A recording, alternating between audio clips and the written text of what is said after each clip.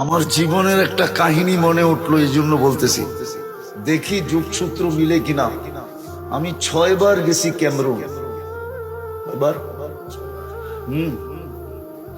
Cameroon হয়তো অনেকে চিনেন না, ওয়ার্ল্ড কাপ ফুটবলের টিম আছে ওদের। আমি 6 বার গেছি ওই দেশে। ওই দেশে 250 কিলোমিটার জায়গা আছে, জঙ্গল। ওইখানে দেড়াইতা মানুষ বাস করে, একবারে এতটুকু শর্ট ফিগার। ওরা কোনো জমিনে বাস করে না, ওরা জঙ্গলে গাছে মাচান বানায়, ওই মাচানে বাস করে। মাচান বুঝেন তো? ওটাতে বাস করে ওরা। আর দীর্ঘদিন ধরে এটা ফ্রান্সের আন্ডারে ছিল। ফ্রান্স ওদেরকে সভ্য বানানোর বহু চেষ্টা করছে, আজ পর্যন্ত করে নাই, করতেছে বটে। সারাদিন প্রজেক্টরে ওদেরকে সভ্য বানানোর দেখায়, কেননা ওইখানে অনেক ভাষা আছে, কিন্তু মেইন ভাষা হলো ফ্রান্সিসি। তো ওদেরকে সারাদিন সভ্য হওয়ার প্রজেক্টরে দেখায়। ওদের কাছে ছোট ছোট দাও আছে সবার সাথে, আর কাপড় অতটুকু আছে যেটা না বললেই নয়। কি কি কোন মতে ডাইকা রাখছে আর কি। আমি 6 বার গেছি, তো সভ্য আজ পর্যন্ত একটাও বানাইতে পারে না। ওরা সারাদিন প্রজেক্টরে দেখে, বিকাল বেলা আসলে দাও দিয়া সব কাইটা ফাইটা ছিঁড়া মিরা আবার ওই মাচানে যায় ওঠে। তো শেষবার যখন আমি গেছি ওইখানে ইস্তেমায়, তা আমাদের ইস্তেমায় 1-150 আসছে। বুঝেন না দেড়াইতা, এটা আবার পড়ছে পাগড়ি, রাখছে বড় বড় দাড়ি, গায়ে দিছে জুব্বা, আবার মেসওয়াকও আছে যাবে ওর চেয়ে বড়। মেসওয়াক তো 1 বিঘা হইতে হয় না। আমাকে ফ্রান্সিসি সাংবাদিক জিজ্ঞাসা করতেছে যে, আচ্ছা আমরা তো এতদিন চেষ্টা করলাম, একটাকেও তো সভ্য বানাইতে পারলাম না, তোমরা এগুলাকে সভ্য বানাইলে কি কইরা? পাগড়ি, জুব্বা, দাড়ি, মেসওয়াক, ঠিক না? সবটি হাঁটে একসাথে, 1-150 লাইনে হাঁটতেছে। তো ওই ইস্তেমার সবচেয়ে মজা ছিল ওদের দৃশ্যটা। আমার কাছে একজনে নিয়ে আসছে, ফ্রান্সিসি সাংবাদিক, এডিরে সভ্য বানাইলা কেমনে? আমি ওরে বলতেছিলাম, দেখ আমাদের কাছে একটা পরশ পাথর আছে। কি? ও বলে পরশ পাথর আবার কি? আমি ওকে বুঝাইলাম যে আমাদের দেশের প্রবাদ বাক্য আছে, এরকম একটা পাথর নাকি দুনিয়াতে আছে যেটা লোহায় লাগাইলে সোনা হয়ে যায়। তো হাসি দিয়া বলতেছে, এমন কোন পাথর তো দুনিয়াতে নাই। আমি কই, তুই 2 সেকেন্ডের জন্য মাইনা নে, 2 মিনিটের জন্য, যে এমন একটা পাথর আছে।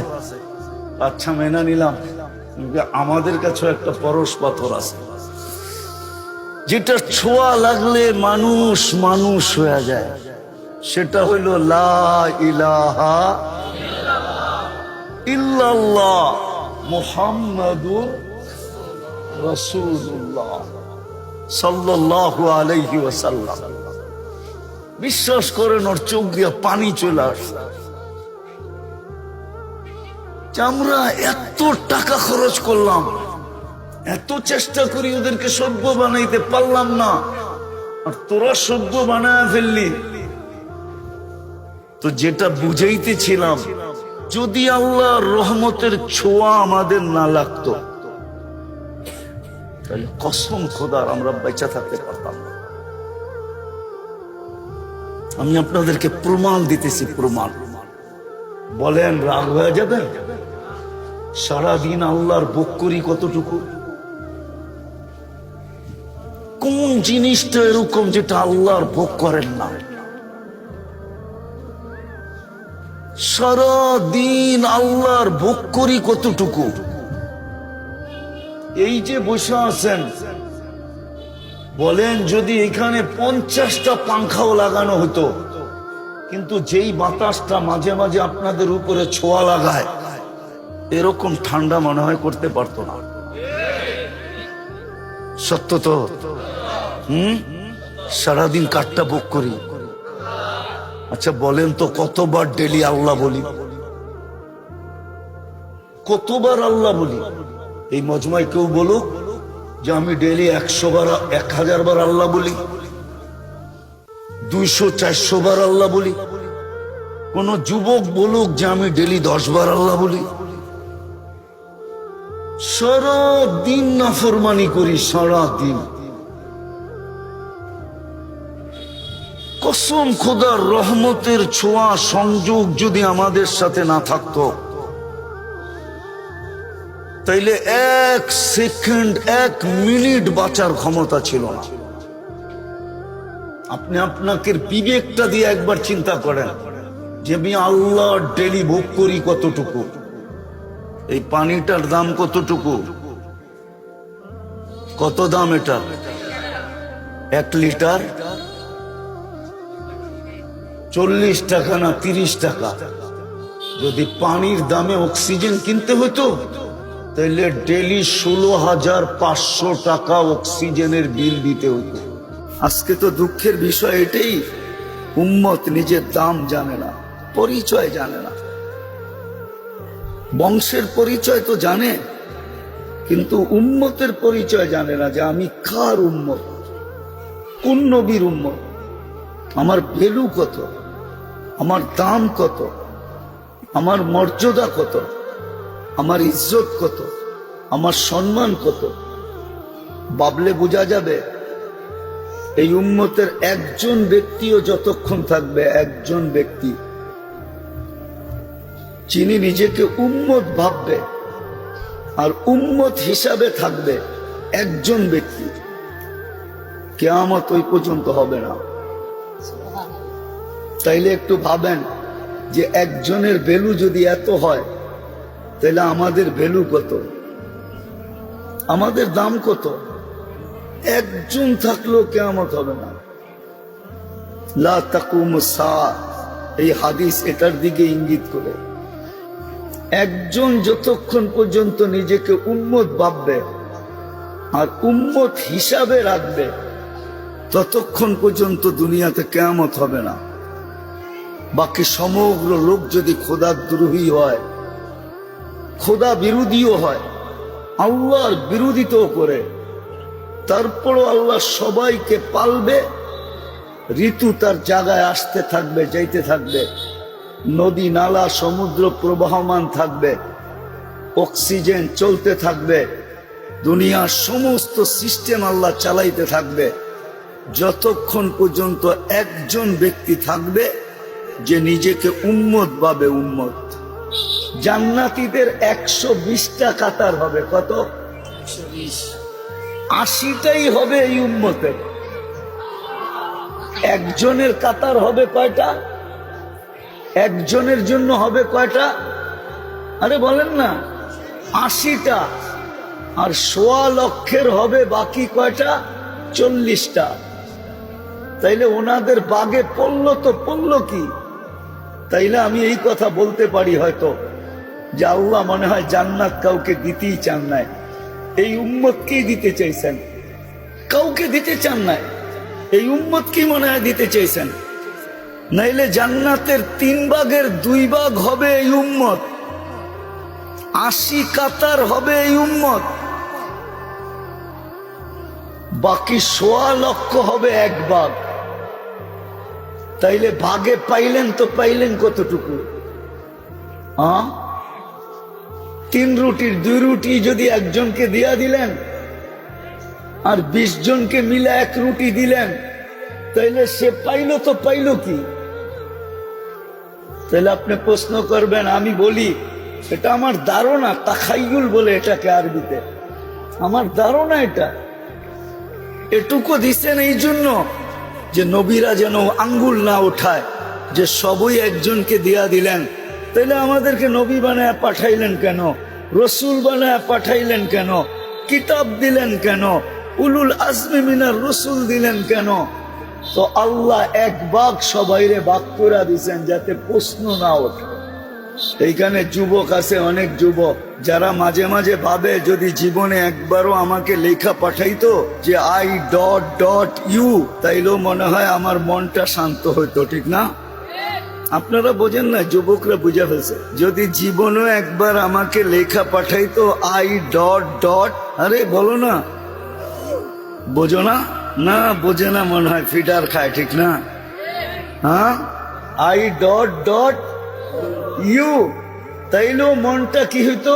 শান্ত হইতো, ঠিক না? অথচ আল্লাহ এই উম্মতকে ঘোষণা দিয়া বলতেছে ইন্নী লাকা মুহিব্বা, উম্মতে মুহাম্মদী তোমাদেরকে আমি ভালোবাসি। আমি হাদিস দিলাম, আল্লাহ বলে আমি ভালোবাসি, ইন্নী লাকা মুহিব্বা, আমি তোমাকে ভালোবাসি। ফাবি হুব্বি কুল্লি মুহিব্বা, তুইও তো একটু আমাকে ভালোবাসা দেখ। আল্লাহর অনুরোধ, এত দয়া করলাম তোর উপরে।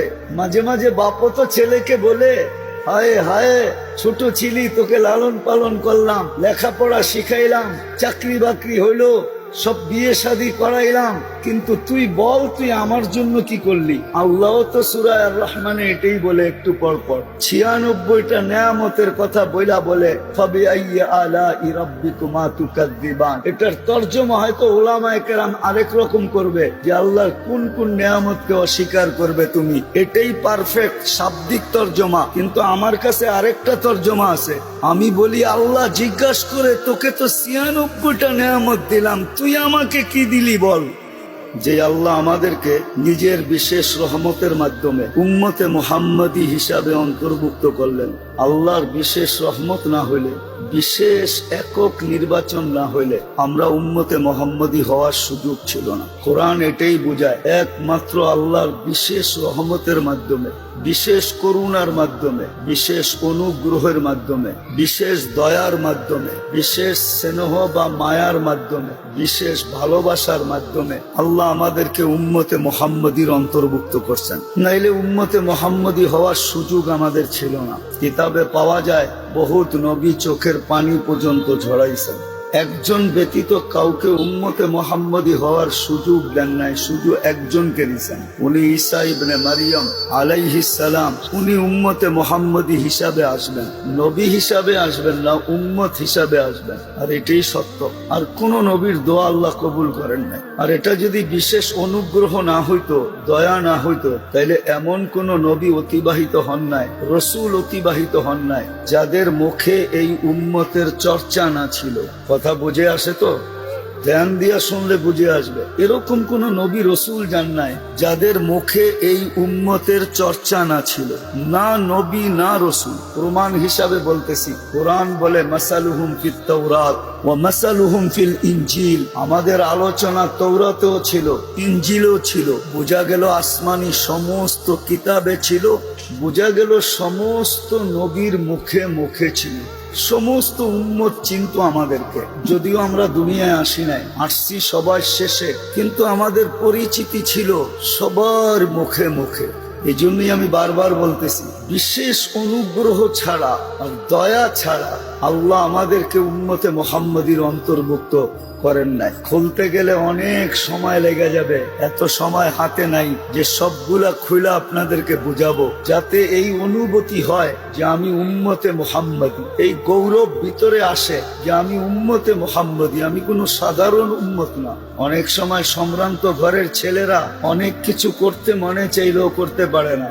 এটা ভাইবা করতে পারে না যে আমি তো বংশীয় ঘরের ছেলে, আমি তো সম্ভ্রান্ত ঘরের ছেলে, আমি তো বড় ভদ্র ঘরের ছেলে, আমার মা বাবার নাম তো অনেক, আমার ফ্যামিলির অনেক নাম, বিদায় আমি এটা করি তো করি কি করে? যদিও মন চায় তারপরও করতে পারে না। এইরকম দৃষ্টান্ত আছে না নাই? আমরাও জানি না যে আমরা কোন উম্মত। এই জন্যই কথা শুরু এটা, যে আল্লাহ আমাদেরকে বড় মায়া, বড় স্নেহ, বড় আদর, বড় যত্ন, বড় কৃপা, বড় রহমত, দয়ার বশীভূত হয়ে আমাদেরকে উম্মতে মুহাম্মদীর অন্তর্ভুক্ত করছেন। এটা বর্ণনা দিয়ে শেষ করা যাবে না যে কতটুক ইয়ারি আর দোস্তি আমাদের সাথে। যদি ইয়ারি দোস্তি আমাদের সাথে না হইতো, তাহলে আল্লাহ আমাদেরকে কুদরতি হাতে কোনোদিন নির্বাচন করতেন না। উম্মত বানানোর জন্য আমাদেরকে কুদরতি হাতে নির্বাচন করছেন, কুদরতি হাত দিয়া। আমি কোরআন দিতেছি, হুয়াজতাবাকুম, কোরআন বলে জাহিদু ফিল্লাহি হাক্কা জিহাদি, হুয়াজতাবাকুম। শুধু শুধু আল্লাহ বলেন নাই যে তোমাদের তো জান দিয়া দেওয়া দরকার, খুশিতে জান দিয়া দেওয়া দরকার, খুশিতে আত্মহারা হওয়া দরকার, যে তোমাদেরকে আমি নির্বাচিত করছি উম্মতে মুহাম্মদী হিসাবে, তাও কুদরতি হাত দ্বারা। হুয়াজতাবাকুম, আল্লাহ বাইছা বাইছা উম্মতে মুহাম্মদী বানাইছে। ময়নামতির মানুষ ভালো মতে বোঝেন, কুমিল্লার বললে আরো ভালো হবে, কেননা বহু দূর দূর থেকেও লোক আসছেন, শুধু ময়নামতির লোক না। আল্লাহর বিরাট বড় ইহসান আর দয়া, আল্লাহ আমাদেরকে উম্মতে মুহাম্মদীর অন্তর্ভুক্ত করছেন। শুধু কুদরতি হাত দিয়া বাছাই করেন নাই, আমাদের মাথায় মুকুট লাগায় দিচ্ছেন, মুকুট। যদিও আমি মুকুট দেখি না, কিন্তু মুকুট আমার মাথায় আছে। কুনতুম খায়রা উম্মাহ, তোমাদের চেয়ে উত্তম কোন উম্মত আমি তৈরি করি নাই। যদিও মুকুট আমাদের মাথায় লাগানো, আজকে তো দুঃখের বিষয় এটাই, উম্মত নিজের দাম জানে না, পরিচয় জানে না। বংশের পরিচয় তো জানে, কিন্তু উম্মতের পরিচয় জানে না, যে আমি কার উম্মত, কোন নবীর উম্মত, আমার ভ্যালু কত, আমার দাম কত, আমার মর্যাদা কত, আমার ইজ্জত কত, আমার সম্মান কত। ভাবলে বোঝা যাবে এই উম্মতের একজন ব্যক্তিও যতক্ষণ থাকবে, একজন ব্যক্তি যিনি নিজেকে উম্মত ভাববে আর উম্মত হিসাবে থাকবে, একজন ব্যক্তি, কিয়ামত ওই পর্যন্ত হবে না। তাইলে একটু ভাবেন যে একজনের ভ্যালু যদি এত হয়, তাহলে আমাদের ভ্যালু কত, আমাদের দাম কত? একজন থাকলেও কিয়ামত হবে না। লা তাকুমুস সাআহ, এই হাদিস এটার দিকে ইঙ্গিত করে। একজন যতক্ষণ পর্যন্ত নিজেকে উম্মত ভাববে আর উম্মত হিসাবে রাখবে, ততক্ষণ পর্যন্ত দুনিয়াতে কিয়ামত হবে না। বাকি সমগ্র লোক যদি খোদার দ্রোহী হয়, খোদা বিরোধীও হয়, আল্লাহর বিরোধিতাও করে, তারপরও আল্লাহ সবাইকে পালবে। ঋতু তার জায়গায় আসতে থাকবে, যাইতে থাকবে, নদী নালা সমুদ্র প্রবাহমান থাকবে, অক্সিজেন চলতে থাকবে, দুনিয়ার সমস্ত সিস্টেম আল্লাহ চালাইতে থাকবে, যতক্ষণ পর্যন্ত একজন ব্যক্তি থাকবে যে নিজেকে উম্মত ভাবে। উম্মত কথা এই জন্যই শুরু করলাম, এইখান থেকে এই জন্যই শুরু করলাম যে আজকে মুসলমানের মতো পেরেশান, মুসলমানের মতো নির্যাতিত, মুসলমানের মতো ঘৃণিত, মুসলমানের মতো অবহেলিত, মুসলমানের মতো লাঞ্ছিত, মুসলমানের মতো বঞ্চিত, মুসলমানের মতো নিকৃষ্ট দুনিয়াতে কোনো জাতি নাই।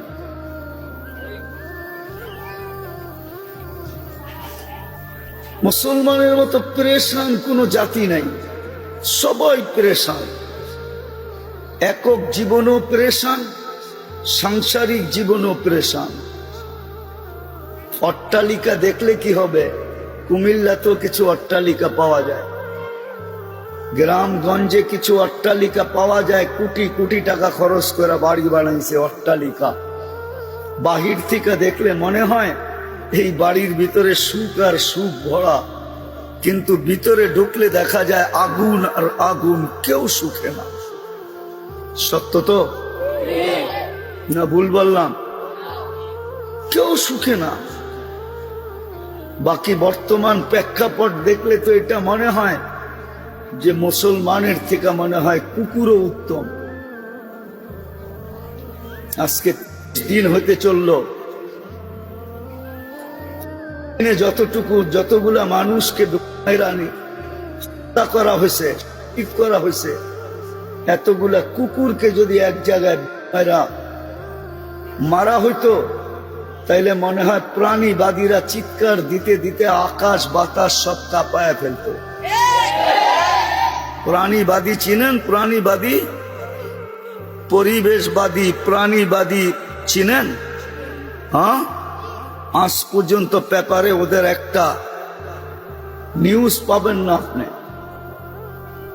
নেটেও পাবেন না, কোন পত্রিকায়ও পাবেন না যে দুনিয়ার কোন প্রাণীবাদীরা একত্রিত হয়ে এই নিউজ দিছে যে এতগুলা মানুষকে রাতের অন্ধকারে মারা হলো কেন।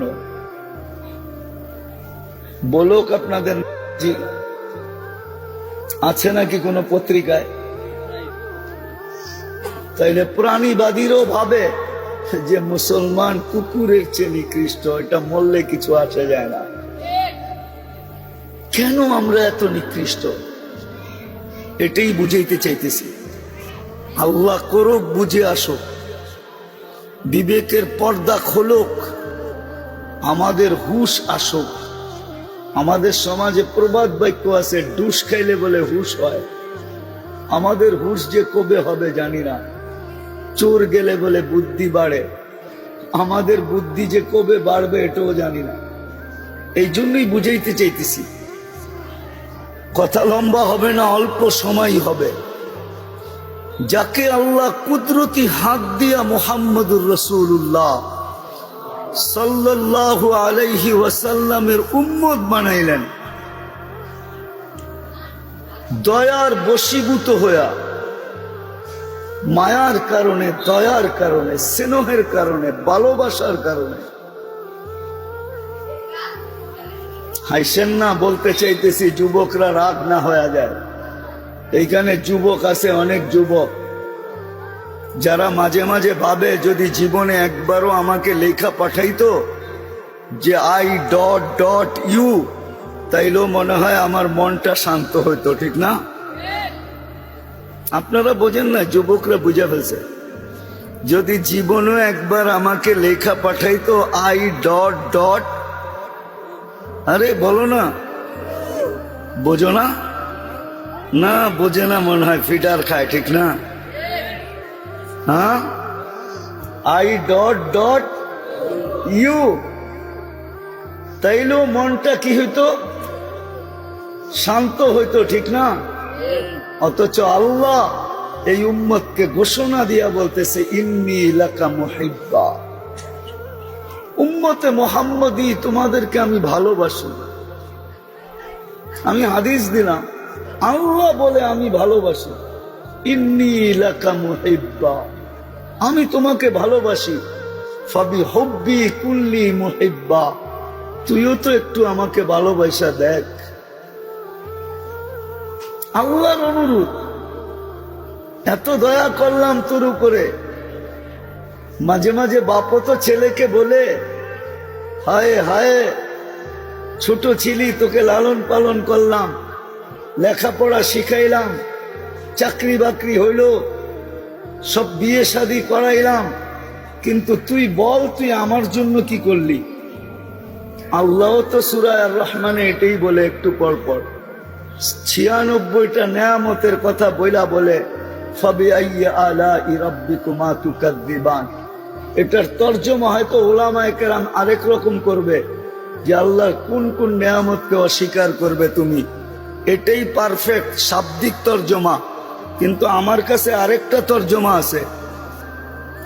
আমি বলি আল্লাহ জিজ্ঞাসা করে, তোকে তো 96টা নেয়ামত দিলাম, তুই আমাকে কি দিলি বল? তোকে তো এটা দিলাম, তুই আমাকে কি দিলি? তোকে তো এটা দিলাম, তুই আমাকে কি দিলি? তোকে তো এটা দিলাম, তুই আমাকে কি দিলি বল? ওই আল্লাহ আমাদেরকে অস্তিত্ব দিয়েছেন উম্মতে মুহাম্মদী হিসাবে। যদি মেহেরবানি না হইতো, দয়া না হইতো, বিরাট বড় পুরস্কার না হইতো, তাহলে নবীরা চোখের পানি কোনোদিন জড়াইতেন না। মুসা আলাইহিস সালামের ব্যাপারে তো পাওয়া যায় ফাত্তারা দাত্তাউরাত, কিতাব পাশে রাখা বলতেছে কিতাব দরকার নাই, উম্মত বানায় দেন, কিতাব দরকার নাই।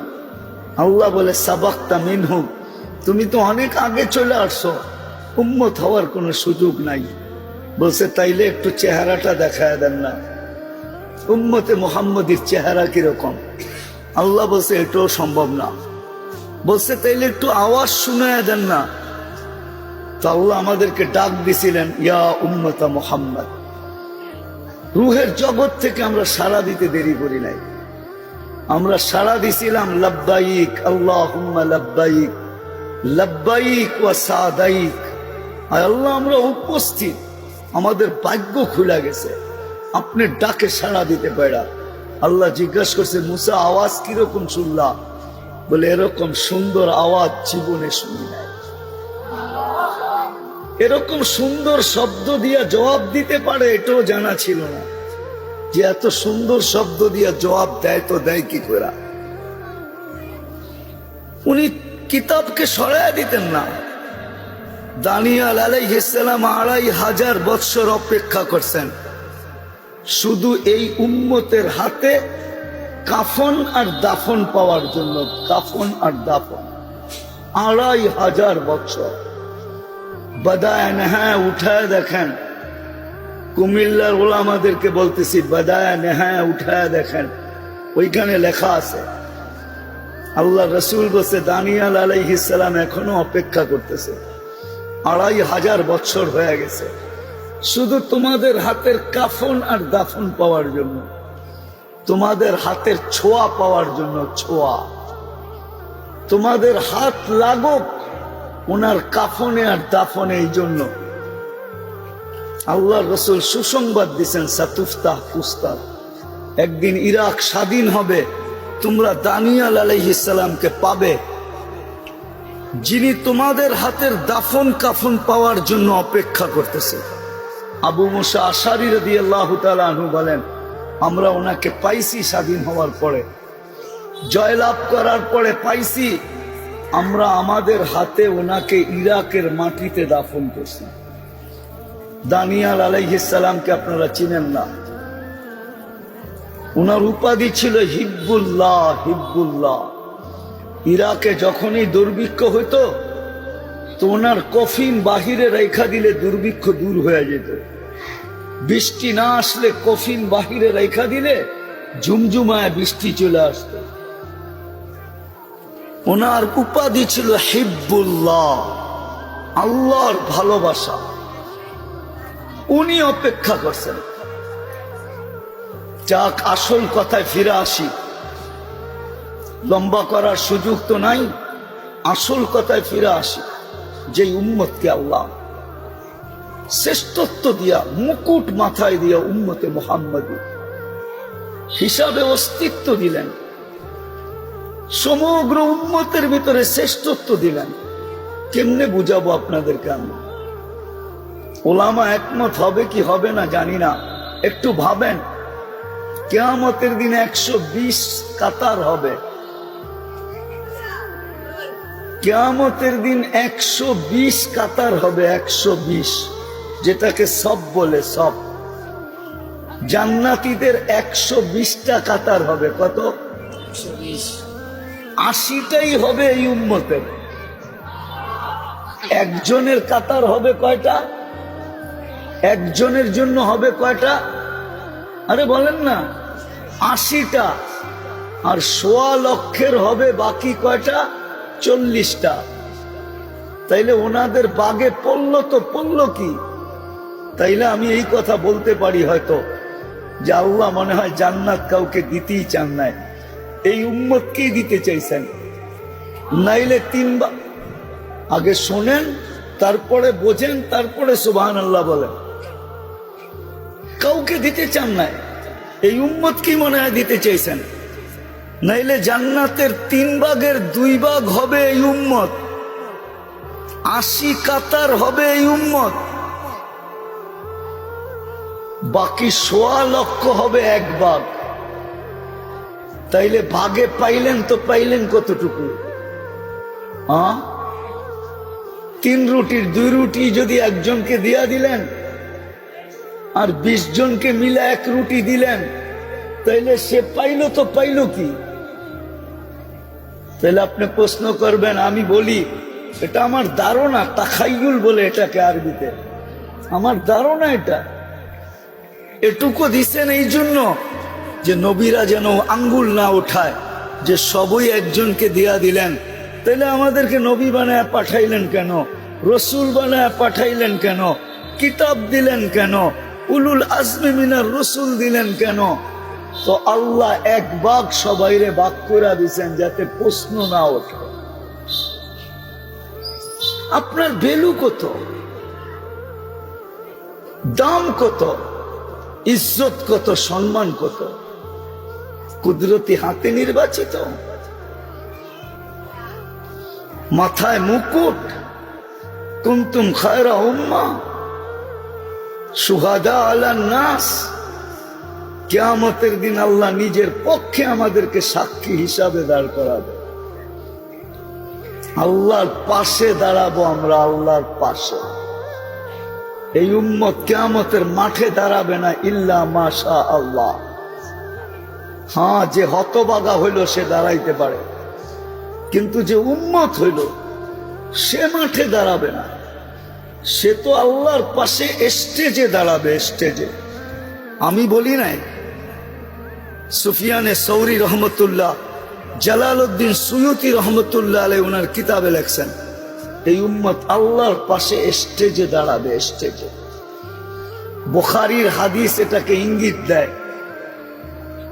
নূহ আলাইহিস সালামের উম্মতকে যখন আল্লাহ জিজ্ঞাসা করবে, তো উম্মত বলবে নূহ নামের আমাদের কাছে কেউ আসে না। আরবিতে বলে মুকর জানা, পুরা উম্মত অস্বীকার করবে, কোন নবী আসে নাই। আল্লাহ নূহ আলাইহিস সালামকে বলবে প্রমাণ নিয়ে আসো, তুমি যে গেছো এটার প্রমাণ কি?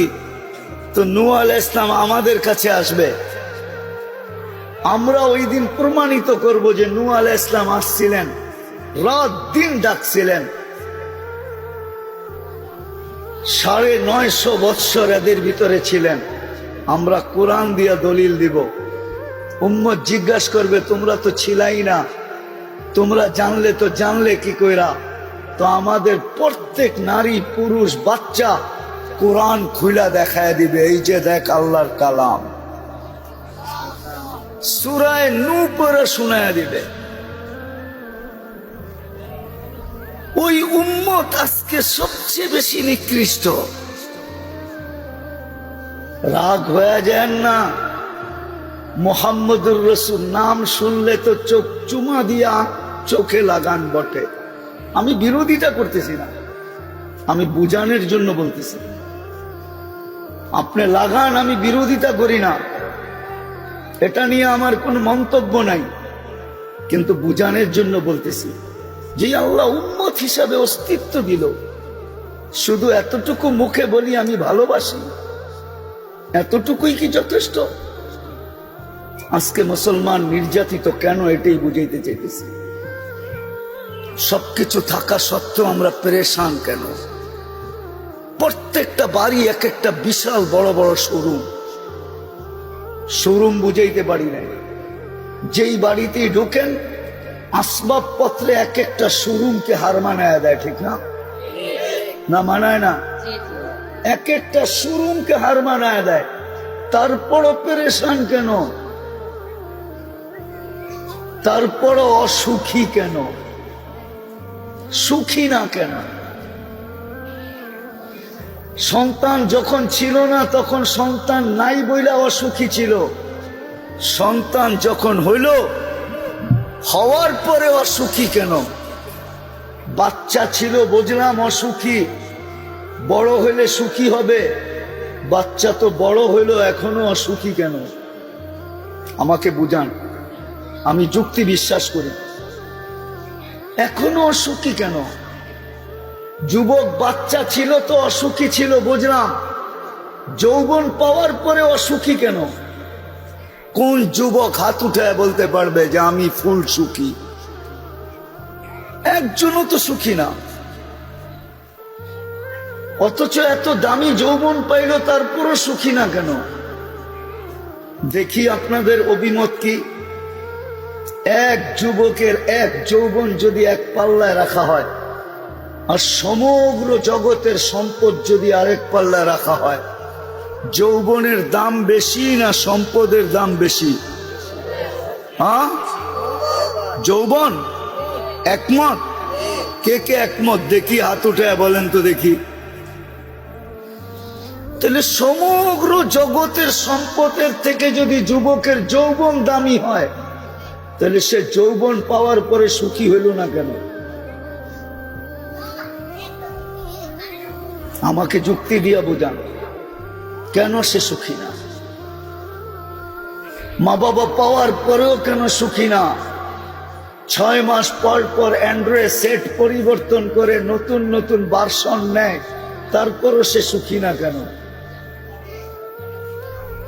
দামি দামি বাইক নিয়ে চলার পরেও সে সুখী না কেন? একজন বলুক এখানে যুবক যে আমি যেমন চাই তেমন হয়, আমি সুখী, আমার জীবনে কোনো অভিযোগ নাই।